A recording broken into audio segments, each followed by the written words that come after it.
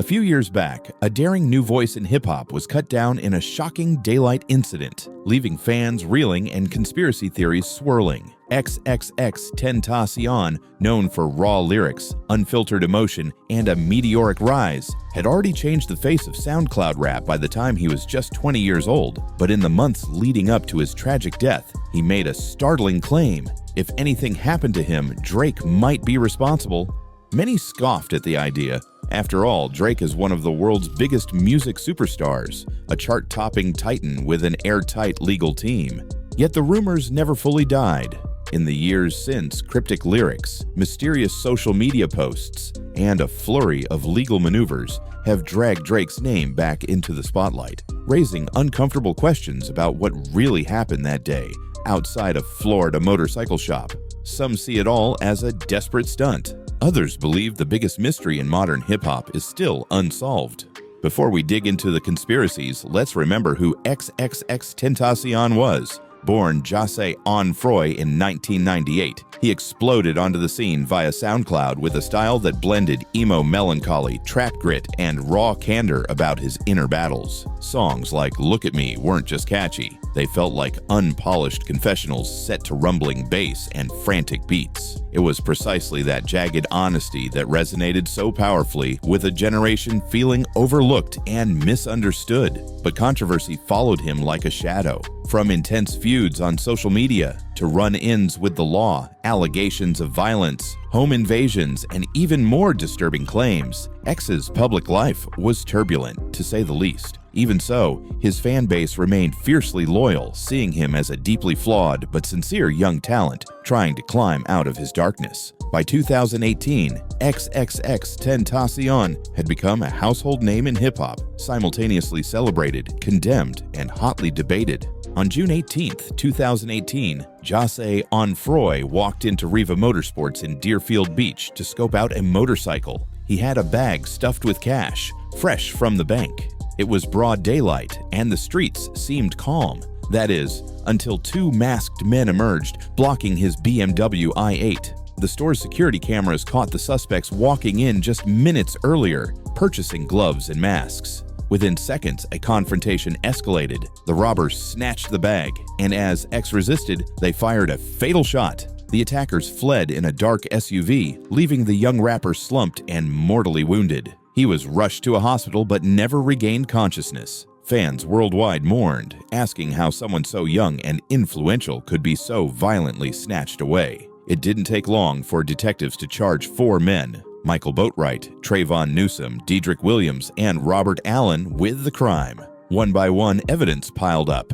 CCTV footage, cell phone texts, incriminating social media posts. Robert Allen eventually turned state's witness, testifying against his co-defendants in exchange for a plea deal. By the time all was said and done, each man faced conviction or life in prison. From a police standpoint, the case seemed closed, but not everyone was satisfied. In a normal world, the book would have been closed when the suspects were convicted, but XXXTentacion had left a puzzling clue behind, a since-deleted social media post that read, in no uncertain terms, "If anybody kills me, it's Drake." He later claimed his account was hacked, yet the initial shock lingered. Why point fingers at Drake of all people, especially when no direct personal relationship ever surfaced between them? Fans of both artists started dissecting every song lyric, every Instagram post, every cryptic message. Some insisted it was all hype and coincidence. Others saw a trail of breadcrumbs leading to Drake. Were they just chasing shadows? Or was there a real chance a global superstar had ties to something as sinister as orchestrating a murder? The rumor mill only grew louder when lines in Drake's music seemed to allude, however vaguely, to X's demise. In one track, Drake rapped about shooting below the neck. In another, he mentioned splitting 10 into 2 5s and hinted someone who spoke too much on social media would still be alive again if they'd stayed silent. This was enough for conspiracy theorists to claim Drake was all but confessing in code. Tensions between Drake and XXXTentacion date back to 2017, when Drake was accused of lifting X's flow on a track called KMT. At the time, X was locked up on serious legal charges, but that didn't stop him from firing shots on Twitter. He called Drake a culture vulture, implying the Toronto Star systematically borrowed styles from up-and-coming talent. X's tweets went from scornful to outright scathing. He even dragged Drake's mom into the fray. Word spread, and the drama escalated fast. 600 Breezy, an associate of Drake's OVO camp, threatened to show up in X's hometown. X bragged he wasn't scared. Both sides refused to back down until the dust settled into a tense ceasefire. In interviews, X accused Drake of stealing from lesser-known creatives, while Drake mostly played it cool, denying he'd ever even heard "Look at Me" before fans called out the similarities. At first glance, it seemed like a standard hip-hop feud. Call-outs, social media theatrics, and quick publicity. But when X lost his life, everything took on a darker tone. That old Instagram post, singled out by defense attorneys, loomed large.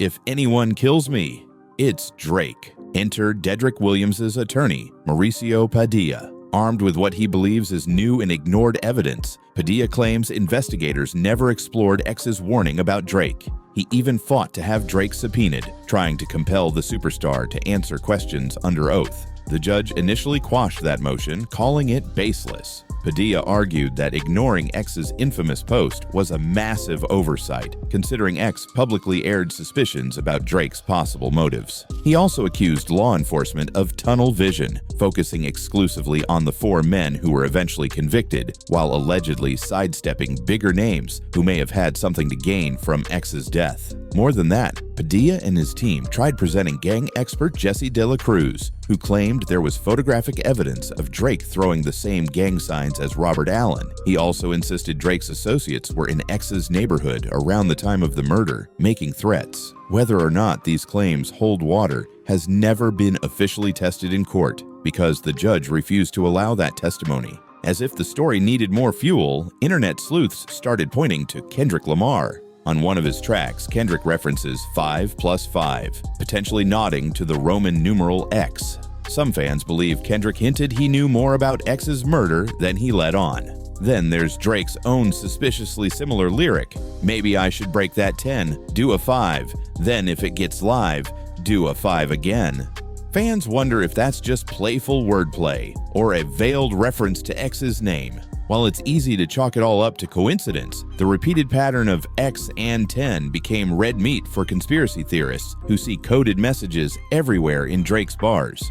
The internet is split down the middle. One side insists these claims are a last-ditch attempt by defense lawyers to muddy the waters and claim a global megastar was behind a local robbery turned murder. After all, Drake has zero public record of direct threats against X, and the men who carried out the robbery left behind ample evidence pointing to a crime of opportunity.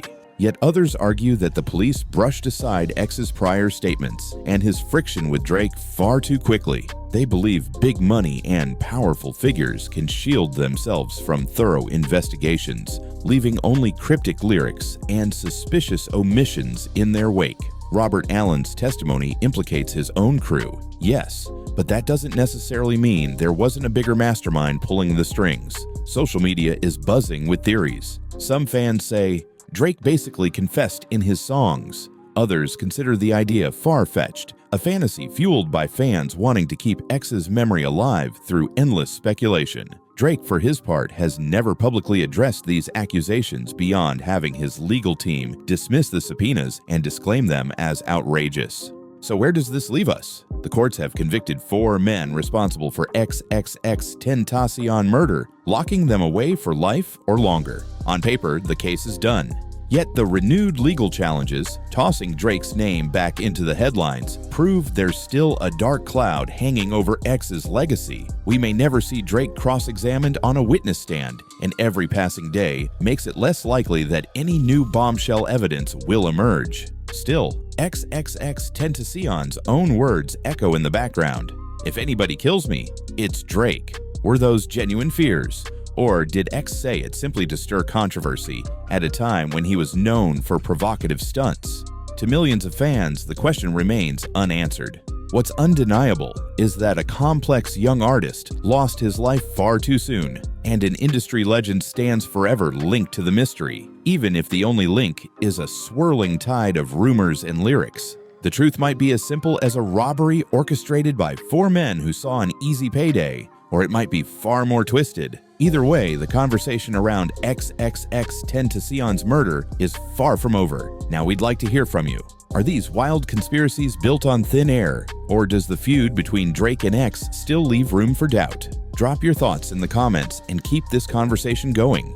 And if you're hungry for more controversies and hidden truths lurking in the hip-hop world, make sure to stick around, because this story is only one piece of a much bigger puzzle.